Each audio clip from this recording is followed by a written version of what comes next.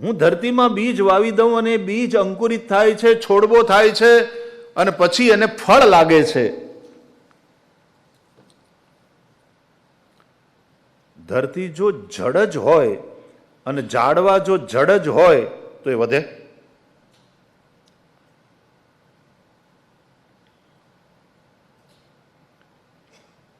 એને નવા ફળ આવે?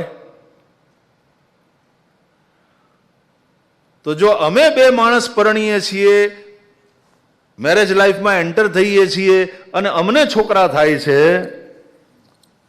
જીવતા છીએ એટલે, તો આ ધરતીમાંથી આટલું બધું પેદા થાય છે, તો ધરતી મરેલી કે જીવતી?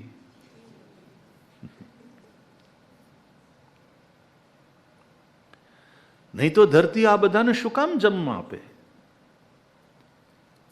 આ અન્ન, આ ફળ, આ ફૂલ, હું તો ખાલી એક નાનકડું એવું બીજ વાવી દઉં છું અને થોડાક વર્ષો પછી બીજ વૃક્ષ થાય છે, ફળ આપે.